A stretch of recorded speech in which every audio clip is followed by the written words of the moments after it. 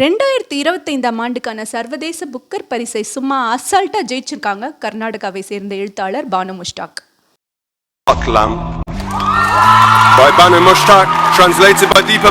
இந்த விருதை வெல்லும் முதல் கர்நாடக மாநில பெண் இவங்க தான்.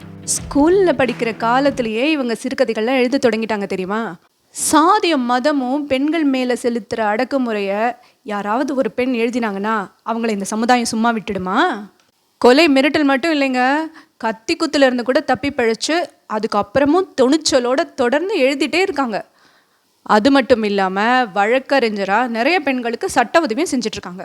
சும்மா பேச்சோடையும் எழுத்தோடையும் நின்று போகாமல் பந்தயா சாகித்யா அப்படிங்கிற ஒரு புரட்சி இயக்கத்துலேயும் ரொம்ப தீவிரமாக இயங்கி வந்தாங்க பானு முஷ்டாக்.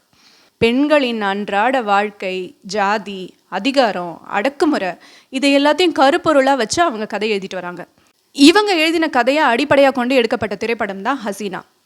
அந்த படம் 2004ஆம் ஆண்டுக்கான தேசிய விருதை வென்றதுன்னா பார்த்துக்கோங்க இவங்களோட எழுத்தோட ஆழம் எப்படி இருக்கும்னு சொல்லிட்டு. இதய விளக்கு, ஹாட் லேம்ப் அப்படிங்கிற இவங்களோட சிறுகதை தொகுப்போட ஆங்கில மொழிபெயர்ப்புக்கு தான் இப்போ இந்த புக்கர் பரிசு கிடச்சிருக்கு. இஸ்லாமிய சகோதரிகளின் வாழ்க்கையை ஆந்தாலஜி போல எழுதின 12 கதைகள் இந்த நூலில் இருக்குது. இது தவிர இன்னும் 6 சிறுகதை தொகுப்புகள், ஒரு நாவலும் இவங்க எழுதியிருக்காங்க.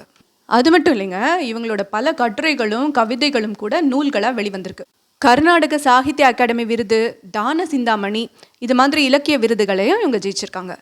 Pen is mightier than sword அப்படின்னு சொல்லுவோம் இல்லையா, அது மாதிரி தாங்க வாளை போல மிக கூர்மையான பெண்ணிய சிந்தனையுள்ள இவங்களோட கருத்துக்களை துணிச்சலாக எழுதி இவங்க இந்த முதன்மையான இடத்துக்கு வந்திருக்காங்கன்னு தான் சொல்லணும்.